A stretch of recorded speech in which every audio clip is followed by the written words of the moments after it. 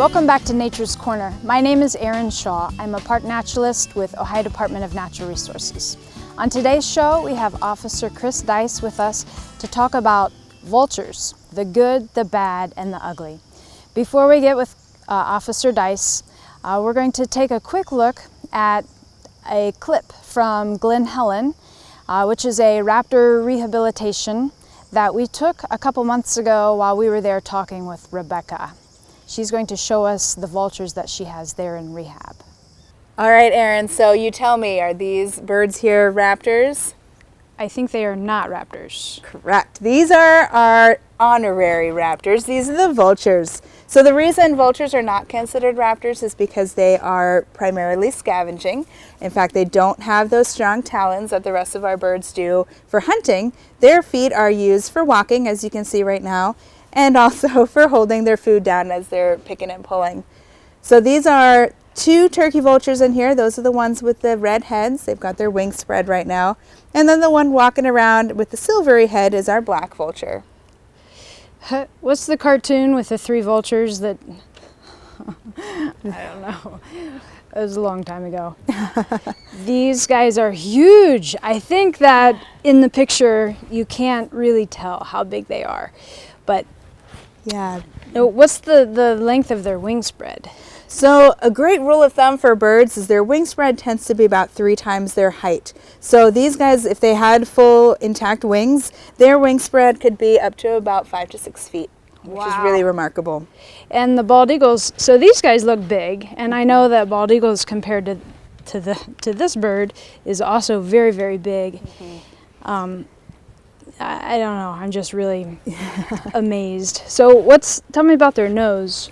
So these guys are really remarkable. Unlike most birds, the turkey vultures have a great sense of smell. So most birds really don't smell much of anything. The turkey vultures, however, have a really great sense of smell. You can actually see that little hole that goes right through their nose, and they use that to find their food. So they're eating dead things. So they use that great nose to find their food. Now the black vultures have a pretty neat little trick up their sleeve. They actually don't have a great sense of smell, but what they do have is really great eyesight. And what they do is they watch the turkey vultures, and wherever the turkey vultures go, the black vultures will follow. The black vultures, even though they're smaller, they're a little bit more aggressive, and they'll kick the turkey vultures off of the food. They'll get their fill, and then the turkey vultures get to come back and finish eating. So why are they spreading their wings out like that? So there's 2 main reasons. Number 1, it helps to warm them up. So you can see their feathers are dark, and so by spreading their wings, it helps to warm up the feathers and warm up their body temperature. Another really fascinating thing is by sunning their feathers, they're helping to kill the bacteria that builds up on their feathers. A lot of people think these are really dirty birds, but in fact, everything about a vulture is intended to keep them clean. So that bald head and the dark feathers, those long legs help them to stand away from the carcass while they're eating, and so they're actually quite clean birds. The turkey vultures, the ones with the red, they have a really velvety head. It's so soft. They do. Tiny, tiny little feathers that cover their head. The black vulture does as well. They really are beautiful if you ever get a chance to look at them up close. The turkey vultures have a beautiful blue iridescence in their feathers. The black vultures have really beautiful silver on the undersides. They don't deserve the bad rap that they get. They're very, very intelligent birds, aren't they? Absolutely. Of all of the birds that we have at the Raptor Center, they are by far the most intelligent. They learn things. They try and outsmart us sometimes. They're quite mischievous at times, but they really are very intelligent. So, quite characters. Absolutely. Love a vulture. They're great. We're here at Furnace Shore's boat ramp with Officer Dice. So he has been on the show with us before, but in case you missed the show on beach safety, if you'll please introduce yourself and tell a little bit about your background. Yeah, good morning, Erin. My name is Natural Resource Officer Dice with Caesars Creek State Park here. A little bit about my background. I moved into the area around age 12, so Caesars Creek has been a hangout for me for quite a few years. The park's near and dear, as Caesars Creek Beach was for you, Erin. I'm in the Army Reserves. Before this career choice, I was actually a home care nurse. So I've got a different background, so to say, I guess. Well, thank you for being on the show again today. Yeah. We're really blessed to have great officers Thank at you. our park. So thank you for what you do.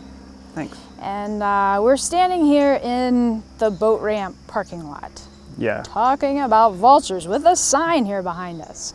So must be, something really going on.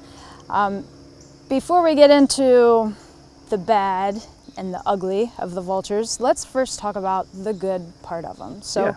why are vultures good for the environment? So vultures help us clean up a lot of our roadkill that we have alongside the park. That's how they forage and how they eat. They take those opportunities of having roadkill and having animals that have died, and they forage off those animals. So they help decrease a lot of the bacteria in the environment. Absolutely. So they're kind of like the cleanup crew, you'd say. Right, the scavengers, so to say, yeah. All right. Well, I am thankful for that. You drive past a dead skunk so many times, you're like, oh, this is awful. Yeah. And then go back the next day, there's a vulture, and the next day it's gone. Yeah, we may find skunks very horrific, but I imagine they look at them like dessert, probably. So. So that's the good part of vultures. There's two different types of vultures here in Ohio. Yeah, correct. There's turkey vultures and black vultures. Black vultures have kind of been moving up in population and up into this area here recently. But those are the two types that you're going to see out in the environment. Okay, so the turkey vultures and the black vultures. Turkey vultures have been around forever, I don't know when they started, but they look very different. So turkey vulture looks like what? So turkey vultures, where they get their name from, of course, is from their red head, and they kind of resemble a turkey from afar. If you're looking out in the field and you look at a few of them together, you may say those are turkeys. So I can only imagine that's probably where they got their name from, is from what they look like. So turkey vultures are going to have that red head.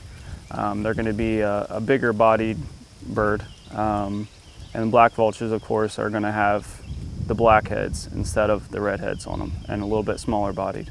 Okay. And when I was working at Houston Woods, I actually got to work up close with a couple turkey vultures. Mm-hmm. One was named Ralph. Did you know Ralph? I don't think I've met Ralph. I think I've met the one they currently have there, and yeah, he'll follow you around the enclosure just like if you had a pet dog or something. So. Yeah, they're very intelligent birds. Yes. Both species. So Ralph actually is one of my favorite birds ever, forever. They are huge birds. I mean, he would open his wingspan. They're about 6 feet, 7 feet across wingspan. Yeah, they're impressive. If you're holding them on your wrist and they open their wings, it's just like your whole world disappears except for their wings around you. It's wild. And their heads are red, but they've got a real soft, like black velvet. Yeah, they don't have much feathers on top of their head, and that's for a reason. So. Yes, and what I was reading, the reason, if they're in there digging out like animal guts and stuff, their heads. Yeah, they have a messy job, so it helps to have that bald head on both the black and the turkeys for that reason, so that way they don't have that mess hanging on them after they get done with their meal. And the turkey vultures, their nostrils are impressive. They are. They are huge. He would turn his head sideways and I could see straight through big giant cavities on the turkey vulture, but not so much on the black vulture. So that's another big difference. Yeah. Generally, raptors don't have a sense of smell. So that's one thing that the turkey vultures are great at. So not only do they circle up above and stuff like that, I don't think they primarily use their sight to find their food. They forage mostly with their nose. They go around and they find it that way. And that's one of the key differences between the blacks and the reds, or the turkeys and the black vultures, I'm sorry. Yes, and we'll talk more about that. That's important, actually. But it's incredible that they're up so high, Yes. And the heat thermals are swirling up, but that they can smell that far up is impressive. These giant nostrils. And I think you mentioned this earlier, but another difference is the way they look from underneath. Like if you're looking up at them in the sky, not only are the turkey vultures bigger, like their Right. wingspread 6 or 7 feet across, black vultures is about 5 feet. But underneath their wings, a turkey vulture, like if this is the turkey vulture wing, I believe the top of it has a silver bar or something all the way across the top. Yeah, there's much more silver white color on a turkey vulture's wings. The black vultures are going to have just the smallest white tips or silver tips on the ends, on their flight feathers, so to say, on the ends. So that's kind of how you can tell a difference, the body size and the coloring of the wings. Yep. Okay. Some similarities between the two birds with their nesting habitats. Generally, they don't build a nest. They'll find a hollow tree or like a spot in someone's barn, maybe. They try to keep it up in an inconspicuous spot, but there's no nesting material or anything. And the parents can, they'll take turns taking care of the eggs and then the babies. If you get too close, they will try to intimidate, the predator or whatever might be coming up. And both of them use this vomiting habit, or what do you call it? Yeah, so to digest what their food is, they're scavengers, of course, and they're eating some food that's been decaying for a couple of days, and there's a lot of bacteria on that. So they have a lot of stomach acid, and it's very strong. So it's much different than our stomach acid. So that's one of their defense mechanisms is, of course, to release that acid that they have in their stomach and kind of vomit. So I can imagine the smell of that. I've never experienced it myself, but I can imagine the smell and the effects of that are pretty strong, probably. Yeah, I have, because we had the ones at Houston Woods, and actually we brought one of the wildlife ambassadors to Cedar Creek for a while, and so we had the turkey vulture there, and this vomit, it stinks. And I learned some things, because when we first got it, I went in, I fed it this big juicy rat, just trying to make friends and say, hey, I'm okay. And then I went in to clean his area, and maybe I got too close. I don't know, he puked on my shoe and it ate a hole like in the leather. It was so stinky, and it like ruined my shoes. Yeah, I've been told that the acid is pretty strong, that it can burn your skin if you get it on your skin. I can only imagine if it ate your shoe, what it would do to your skin. So. Yeah, and speaking of vomit, another thing, both of them will poop on their legs if they get too hot. So I think we've moved on to the ugly part now, haven't we? Yeah. So. Vultures, interesting birds. So yeah, I've been told that the excrement or the poop on their legs is also, like you said, to cool them down, but isn't it to also, I think, clean their legs also because of some of the bacteria and stuff. So they use it for like a dual purpose. I didn't. Yeah, so I didn't they know use this, their but poop to clean themselves. Yeah, doesn't seem right, but it is. All right, so yes, let's move on to the bad part. I think that is the bad part. They stink. They're kind of gross. They look kind of weird. But the ugly part, I guess, I associate more so with the black vultures, and that's why we're here today. Yeah, so Furnace Shores Ramp here and a few other ramps at Caesar and some of the other state parks have an issue with the black vultures. I don't know what drives them to do this, but they will land on your vehicles and they're attracted to the black gaskets like surrounding your windshield and your windshield wiper blades. They're fascinated with that, and they'll actually pick those gaskets and seals out. So they've caused some damage to vehicles in the past. And a way that you can deter that from happening, at a few of our ramps we have containers that have blue tarps in them and some bungee cords. You can of course take those blue tarps and cover up your windshield, cover up the areas that are prone to attract them. It'll help for them not to land on your vehicle and cause damage. Yes, So. and I actually have a great picture from Marlon Carr. He got a picture of the vultures. They were all over his car. And they must think that rubber lining, there must be something sweet, or maybe it's something disgusting in there. I have no don't clue know. what attracts them, but yeah, I've seen them just devour and eat it. It's not like they just pick it out and leave it. They actually consume it. And I've only seen the black vultures do it. Huh. So they'll scratch up, you know, they've got pretty big talons, and they're big, heavy birds. Yeah. So it's a big enough problem where we would usually have a box here that people could borrow. Obviously the box is gone right now. I don't know if it got broken or what, but so consider keeping a tarp in your car, a tarp with some ropes or bungee cords so that you can keep the tarp on in case the wind comes through. But it could be your vehicle, your boat, anything like that that might have the rubber lining around it. So yeah, interesting that they will destroy your vehicle. They will also, or have known to destroy people's livestock. So yeah, the black vultures I've heard are much more aggressive than the turkey vultures. I think they utilize, since they don't have such a sense of smell like the turkey vultures do, they'll actually go after some live prey if it's a good enough opportunity for them. So they have been known to go after small livestock. Yeah, so what I read is like a baby calf that will like pluck its eyes out first, and then eat its nose and then its tongue. And they kill a live baby cow and sheep, and I've heard people send in reports of dogs and cats.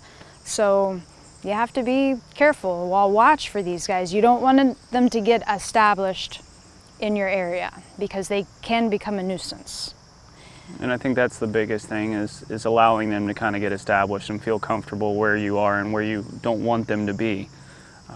So like here at the boat ramps, we don't want them to feel comfortable here. We don't want them to use this as their kitchen, so to say. Right, because sometimes you'll pull in or you're driving down the road and day after day after day, you'll see them in the same spot. So that might be their favorite roosting spot. And they will roost every night. This is a habit that both birds have. And actually during the evening, their body temperature drops about 10 degrees. So it's like a natural hypothermia type thing where their temperature drops. That helps them save energy and save their calories. And then in the morning, you'll see them either on the dumpsters or on the roof line or in a tree, and they'll start to like stretch their wings out against the sun. So they're warming their bodies and they're bringing up their metabolism. They're also waiting for the heat thermals to start rising. And I read, the sunshine might help kill some of the bacteria that's on their feathers too. Yeah. But if you have a tree in your field, and you'll notice time after time that you have a flock, I think if they're in the air, it's called a kettle. Okay. Like a kettle of vultures. And if they're on the ground, there's a different name for it. I forget what it was. But yes, if you have like a kettle of vultures, then you could maybe cut that tree down. Or what are some other ways that you can deter them before we talk about the effigies? Okay, so the process that we use here at the park, of course, we use something to just scare them and make them feel uncomfortable in the area if we don't want them to roost in a certain area.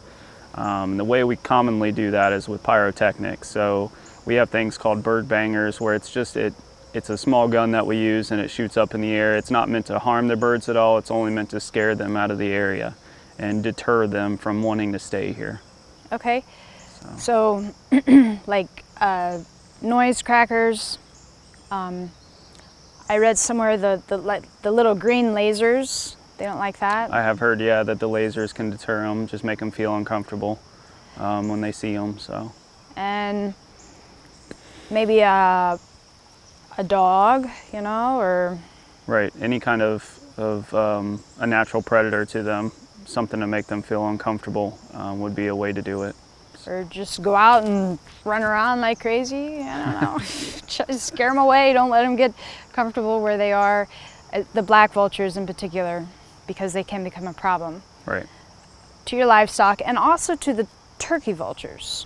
Yeah, so as I mentioned earlier, the black vultures, the population has been increasing quite a bit over the past few years especially. And black vultures are very, as we already talked about, they'll go after livestock. They're a little bit more aggressive than the turkey vultures. So that aggressiveness comes out when they actually are trying to find food. So the turkey vultures have great nostrils, great noses to be able to find that food. Well, the black vultures will use those turkey vultures to locate food. So if they see a turkey vulture on a roadkill or something like that, they'll actually come in as 5 or 6 of them, and they'll run that turkey vulture off, because that turkey vulture usually eats in 1s and 2s. They don't eat as a larger group. So. Okay. Yeah, and the black vultures come in as a flock. Yeah, a very large group, and they're going to run off those turkey vultures. Yeah. So it's actually decreased the population, I believe, in the turkey vultures and ran them out of certain areas. So we don't want that. Turkey vultures are definitely I look at them as the better of the two, just because they aren't as aggressive with livestock and harming vehicles, and we've never had that issue before with turkey vultures. Sure, and they're actually really important. That's the good thing, is that they clean up the roadkill and right. Cut down on bacteria and other smelly stuff that we don't. Yeah, stuff that we find disgusting, yeah. They find appetizing. All right, so the last step, I suppose, if you've tried these other things and they don't work on getting rid of your black vulture flock, you can use an effigy. And this has been proven time after time to be effective, and we're not really sure why. The birds are very intelligent. Do you want to explain to us what an effigy, what is a black vulture effigy? Yeah, so before you go ahead and you try to harm a black vulture or anything, you want to make sure that you try to obtain a permit for that. These are, federally protected birds and everything. You can't just go out and shoot them. So you need to go to your local wildlife office and get the ball rolling on obtaining one of these permits. Once you obtain a permit, there's a process called, creating an effigy for them. And an effigy means once you kill one of the birds, after you have the permit, you can actually hang one up in the area where you're trying to deter the other birds from being. And you'll hang that bird upside down so the wings are hanging out, and they notice the bird when they come to that area. So of course, if you or I were in an area and we knew that other humans were getting hurt in that area, we wouldn't want to stay in that area. Sure. And it has the same effect with the black vultures. If they see one of their own being harmed or have been killed, they'll naturally not come to that area. So that's why the effigies are so effective. Yes. And from what I was reading, the actual bird is more effective, but you can also use a taxidermy vulture or a what do you call it? Like a plastic mold of one or a decoy or something like that. Decoy, yes, decoy. Yeah. Thank you. So yeah, they're definitely not going to be as effective. But like I said, all those guidelines of how to do an effigy and how you're able to take these birds if you're going to dispatch one of them, they're all outlined in that permit that you're going to obtain. So. All right.